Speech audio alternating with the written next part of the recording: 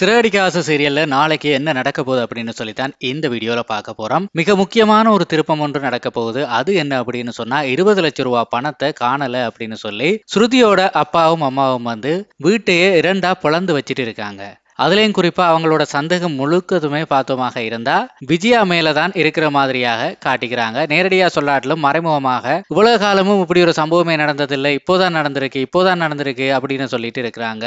அதுலயும் பாத்தீங்க அப்படின்னு சொன்னா இப்போ காலையில கொண்டு வந்து வச்சுட்டு போன பணம் இப்ப காணல.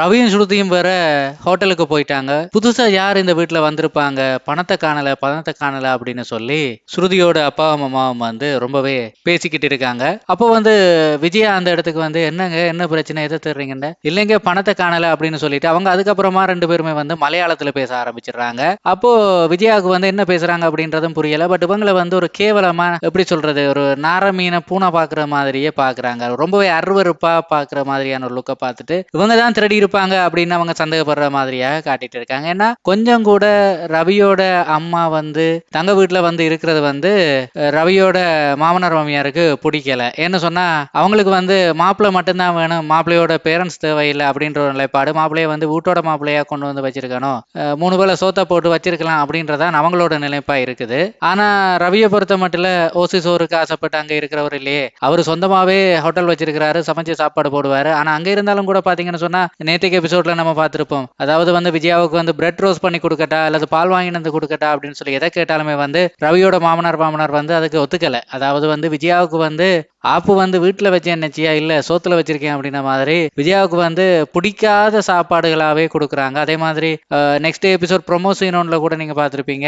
அதுவும் வந்து இந்த இதுல வந்து அதுல என்ன நடந்திருக்கு அப்படின்னு சொல்றேன். அதாவது வந்து வீட்டை வந்து பூட்டி திறப்பு எடுத்துட்டு போவாங்க இல்லையா, உங்களுக்கு அது தெரியும் தானே. ஆனா அந்த எடுத்த திறப்பை என்ன பண்ணுவாங்க அப்படின்னு சொன்னா விஜயா பார்க்கத்தக்கனையாவே அந்த திறப்பை கொண்டு போயிட்டு வந்து பூச்சாடிகளை வச்சுட்டு போயிடுவாங்க. அப்போ வந்து விஜயாவுக்கு வந்து ரொம்பவே ஒரு அப்செட் ஆயிருக்கு. இந்த வீட்டை திறந்து பூட்டி எடுத்து கொண்டு போயிட்டு அது ஒரு சின்ன திறப்பு, அது ரூமோட திறப்பு, அதையும் வச்சுட்டு போறாங்க. அப்ப நான் இருக்கிறேன் அப்படின்றதாலதான் வீட்லயே மறைச்சு வச்சுட்டு போறாங்களா அப்படின்ற மாதிரி மறைச்சு வச்சுட்டு போவாங்க. ஆனா ஸ்ருதியோட அப்பா அம்மாவுக்கு வந்து தெரியும் விஜயா வந்து இதை நோட் பண்றாங்க அப்படின்னு சொல்லி. ஆனா தாங்க அதை கண்டுக்காத மாதிரி வச்சுட்டு போறாங்க, விஜயாவுக்கு தெரியாத மாதிரி வைக்கிற மாதிரி வச்சுட்டு போறாங்க. அதனாலதான் ரூம்ல வச்ச பணத்தை காணோம் அப்படின்னு சொல்லி விஜயா கிட்ட வந்து சொல்றாங்க. அப்போ விஜயா கேட்கறாங்க, நீங்க தான் பூட்டி எடுத்துட்டு போனீங்களே அப்படின்னு சொல்ல, ஆமா பூட்டி எடுத்துட்டு உங்க முன்னாடி தானே இந்த இதுக்குள்ள சாவியை வச்சுட்டு போனேன், ஆனா ரூம்ல வச்ச பணத்தை காணோம் அப்படின்னு சொல்லி மறுபடியும் சொல்றாங்க. எங்க எனக்கு எதுவுமே தெரியாது, நீங்க இப்ப திருடுனீங்க அப்படின்னு சொல்லி நான் சொல்றேனா, இல்லையே உங்களை நான் சந்தேகப்படலையே, பட் வீட்டுக்கு யாரு புதுசா வந்தாங்க அப்படின்னு தான் நான் யோசிச்சுட்டு இருக்கேன். ஏன்னா வழக்கமா நம்ம வீடு வந்து நாங்க எல்லாம் பூட்டி எடுத்துட்டு போயிருவோம் வெளியில போறப்போ, பட் இப்ப நீங்க இருக்கிறதாலதான் பூட்டி எடுத்துட்டு போக முடியல. பட் 20 லட்சம் ரூபாய் எங்களுக்கு வந்து அது சின்ன பணங்க, அதெல்லாம் பெரிய மேட்டரே இல்ல, அது நமக்கு காஃபி சாப்பிடுற மாதிரி. நம்ம நினைச்சா இந்த 38 லட்சம் உங்களோட பிரச்சனையை கூட நாங்க வந்து தீர்க்கலாம், ஆனா நாங்க நினைக்க மாட்டோம். என்ன சொன்னா அது நீங்க திருட்டுத்தனமா மோசடி கையெழுத்து போட்டு எடுத்தது, நீங்க எல்லாம் மோசடி கூட்டங்க, உங்களுக்காக எல்லாம் நம்ம பணத்தை கஷ்டப்பட்டு உழைச்ச பணத்தை தூக்கி தர முடியாது. நான் 20 லட்சம் ரூபாய்க்கு 2 காஃபி, அதாவது நம்பர் 1 லக்ஸரியஸ் காபி, உலகத்திலே விலை உயர்ந்த காபி குடிச்சாலும் குடிப்பனே தவிர உங்களை மாதிரி திருட்டு வேலை செய்யறவங்களுக்கு வந்து நான் வந்து அதாவது போலி கையெழுத்து போட்டவங்களுக்கு வந்து எங்க வீட்டு பணத்தை தூக்கி தர மாட்டேன். அப்படி கொடுத்தோன்னு சொன்னா அந்த பணத்துக்கு ஒரு மரியாதை இருக்காது அப்படின்னு சொல்லி விஜயா கிட்ட சொல்றாங்க. அப்ப விஜயா வந்து கேட்கறாங்க என்ன அப்படின்னு சொன்னா, நாங்க உங்கள்ட்ட வந்து பணமே கேட்கலைங்களே, உங்க வீட்டுக்கு வந்து இருந்த தப்பு அப்படின்னு சொன்னா சொல்லுங்க, நான் வீட்டை விட்டு போகிறேன் அப்படின்னு சொல்லி விஜயா சொல்றாங்க. ஐயோ சம்பந்தி, நான் உங்களை வீட்டை விட்டு எல்லாம் போக சொல்லல, நீங்க எங்கேயே இருங்க, வேணுங்கிற அளவுக்கு இருங்க, இது உங்க வீடு மாதிரி, ஒரு பிரச்சனையும் இல்லை. ஆனா உங்களுக்கு வேலைக்கு வாய்க்கு ருசியா எல்லாம் என்னால அவிச்சு போட முடியாது. இங்க என்ன இருக்கோ அதுல நீங்க எடுத்து திண்டு கழிச்சுக்கங்க அப்படின்னு சொல்றேன். என்னது கழிச்சுக்கங்களா அப்படின்னு சொன்னா, இல்லைங்க நான் மலையாளத்துல சொன்னேன் அப்படின்னு சொல்லி அவங்க சொல்றாங்க. ஆனா திண்டு கழிச்சுக்கங்க அப்படின்னு சொன்னா திண்டுட்டு கழிச்சிட்டு போறது அப்படின்னு சொல்லி ஒரு மீனிங்கும் இருக்கு. அதாவது தின்னுட்டு நீங்க பாத்ரூம் போயிட்டு போங்க அப்படின்ற மீனிங்கும் இருக்குது. ஆனா அவங்க அதை கேரளா ஸ்டைல்ல வந்து அதாவது மலையாளத்துல சொல்லிட்டு விஜயா வந்து ரொம்பவே இன்சல்ட் பண்றாங்க. அப்போ விஜயாவுக்கு வந்து மைண்ட் ரீடிங்ல வந்து ஆஹா என் என்ன வந்து கையில வச்சு தாங்கினாலே மீனா அவ வீட்டுக்கே போயிருக்கலாமோ, அங்க போனா கூட கொஞ்சம் அதிகாரமா இருந்திருக்கலாம், இங்க என்ன ரொம்ப அவமானப்படுத்துறாங்க, மறுபடியும் மீனா வீட்டுக்கு போனா அது இன்னும் கேவலமா இருக்கும், சோ மீனா வீட்டுக்கும் போக முடியாது, இப்ப நான் என்ன பண்றது, சேத்துலயும் அடி வாங்கியாச்சு சோத்துலயும் அடி வாங்கியாச்சு அப்படின்ற மாதிரியான வடிவேலு காமெடி நிலைப்பாட்டுல தான் விஜயா வந்து அந்த இடத்துல இருக்கிறாங்க. அப்புறமா விஜயா போன் பண்றாங்க, மீனாவுக்கு தான் போன் பண்றாங்க அப்படின்னு சொல்லி பார்த்தா இல்லைங்க, பார்வதிக்கு ஃபோன் பண்றாங்க. பார்வதிக்கு ஃபோன் பண்ணி கேட்குறாங்க என்ன அப்படின்னு சொன்னா, நான் உன் வீட்டுக்கு வரட்டா அப்படின்னு சொல்லி கேட்குறாங்க. அப்போ பார்வதி சொல்றாங்க என்ன அப்படின்னு சொன்னா, நீ வந்து என் வீட்டுக்கு தனியா வர வேணாம், தனியா வர்றேன்னு சொன்னா தேவையில்லை, எனக்கு இந்த விஷயம் தான் நான் ஏற்கனவே கேள்விப்பட்டேன், நீ தனியா வர தேவையில்லை, அண்ணாமலை அண்ணாவையும் கூட்டிக்கிட்டு வரதுன்னா வா, நீ தனியா வந்திருந்தா வந்து என்னைய பற்றி தப்பா கதைப்பாங்க அப்படின்னு சொல்லி சொல்றாங்க. உன்னைய பற்றி என்ன தப்பா கேட்பாங்க அப்படின்னு சொல்லி இவங்க கேட்க, இல்ல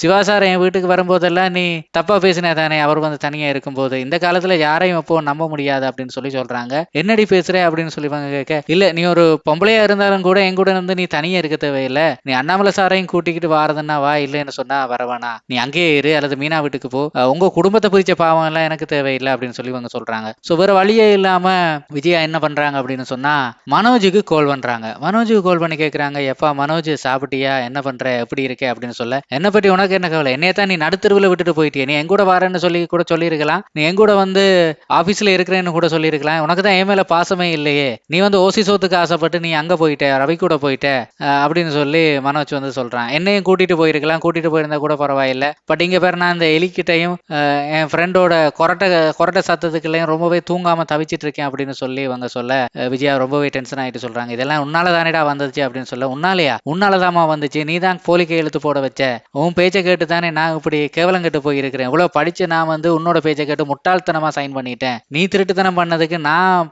எல்லாருக்கிட்டையும் திட்டு வாங்கிட்டு இருக்கேன், நீ ஜாலியா ரவி வீட்டை இருக்க அப்படின்னு சொல்ல, நான் எங்கடா ஜாலியா இருக்கேன், என்னை அவங்க ரொம்பவே டார்ச்சர் பண்றாங்க, எனக்கு வந்து கட்டஞ்சாயா தர்றாங்க, நான் எல்லாம் என் பரம்பரையிலே யாருமே கட்டஞ்சாயா குடிச்சது இல்லை, எவ்வளவு கெத்தா இருந்தவங்க தெரியுமா அப்படின்னு சொல்லி விஜயா சொல்றாங்க. அதுக்கப்புறமா சொல்றாங்க, சோறுன்ற பேர்ல இவங்க வந்து ஏதோ மண்ணுருண்டிய தர்ற மாதிரி என்னத்தையோ தந்தாங்கடா, அது வந்து மட்டை சோறு அப்படின்னு சொல்றாங்க, சோத்துக்கு மட்டை அடிச்சு விட்டுட்டாங்கடா, என்னை என்னால முடியல, என்னை எப்படியாச்சும் கூட்டிட்டு போடா அப்படின்னு சொல்ல, கூட்டிட்டு போய் எங்க வச்சிருக்கிறது, உன்னைய ஷோரூம்ல கொண்டு வந்து வச்சிருந்தா இங்க இடம் காணாது, நானே 4 பொட்டியை நகர்த்தி வச்சுட்டு அதுக்குள்ளதான் தூங்கிட்டு இருக்கேன், இங்க எல்லாம் இடம் இல்லம்மா அப்படின்னு சொல்லி விஜயா கிட்ட மனோஜ் சொல்றாரு. வேணா நீ மீனா விட்ட போயிடு, அதான் உனக்கு சரியா இருக்கும் அப்படின்னு சொல்லி மீனா கிட்ட போக சொல்லி மனோஜ் வந்து சொல்றாரு. அதுக்கப்புறமா வந்து பாத்தீங்கன்னு சொன்னா திடீர்னு ஒரு சத்தம் கேட்குது, அப்பா அப்பா அப்படின்னு சொல்லிட்டு யாரோ சொல்றது, யாரா அது அப்படின்னு சொல்லி பார்த்தா நம்ம கிரீஷ். அப்போ கிரீஸோட சவுண்டு வந்து விஜயா காதுல கேட்குது, ஏன்டா இது கிரீஸ் சத்தம் மாதிரி இருக்கு, கிரீஸ் அங்க வந்தானா அப்படின்னு சொல்லி விஜயா கேட்க, ஆமா அவன் வந்தான் அப்படின்னு சொல்லி மனோஜ் வந்து சொல்றான். எதுக்கு வந்தான் அவன் ஷோரூமுக்கு அப்படின்னு சொல்ல, இல்லம்மா ரோஹிணி வந்து எனக்கு சாப்பிட்றதுக்கு பிரெட் ரோஸ்ட் பண்ணி கொடுத்து அனுப்பியிருக்கா, ஏன்னா எனக்கு கொஞ்சம் வயிறு சரியில்லை, நேற்று வந்து ஹோட்டல்ல சாப்பிட்டேன், இவன் என்னோட ஃப்ரெண்டுக்காக நேற்று நைட்டு வந்து பிரியாணி எடுத்தோம், அந்த பிரியாணி வந்து எனக்கு ஒத்து வரல,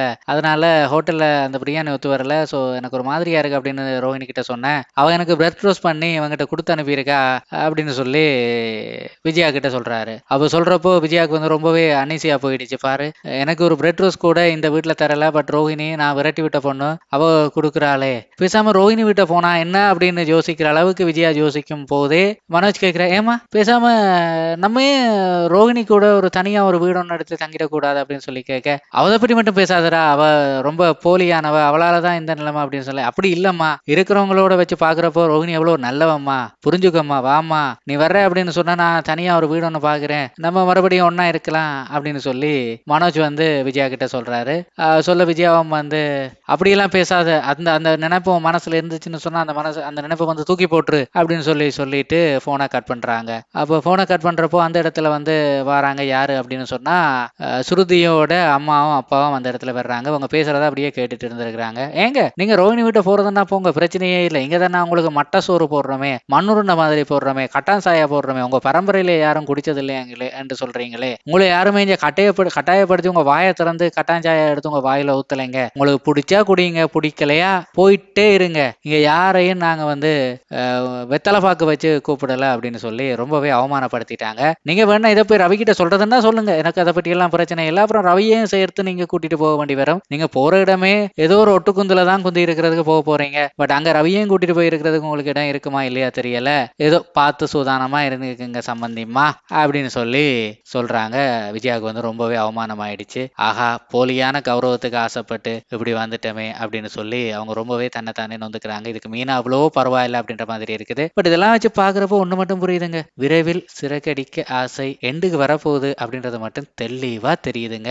அதாவது வந்து இந்த குடும்பம் ஒண்ணு கூடுற மாதிரியான வாய்ப்புகள் இருக்குது. பெரும்பாலும் ரோஹிணியை வந்து விஜயா மன்னிச்சு ஏத்துக்கிறதுக்கான வாய்ப்புகளும் இருக்குது போலதான் தெரியுது. ஸோ விரைவிலேயே இவங்க அடுத்த சீரியலுக்கு பூஜையை போட்டுறதுக்கு வாய்ப்பு இருக்குது போல இருக்குது. ஸோ இதோட உங்களோட கருத்துக்கள் என்ன அப்படின்றத வந்து கமெண்ட்ல சொல்லிருங்க. தொடர்ச்சியான சீரியல் அப்டேட்ஸ் உடனுக்குடன் பெற்றுக்கொள்ள சேனல் மறக்காம சப்ஸ்கிரைப் பண்ணியிருக்கிறத உறுதிப்படுத்திக் கொள்ளுங்கள். தேங்க்யூ.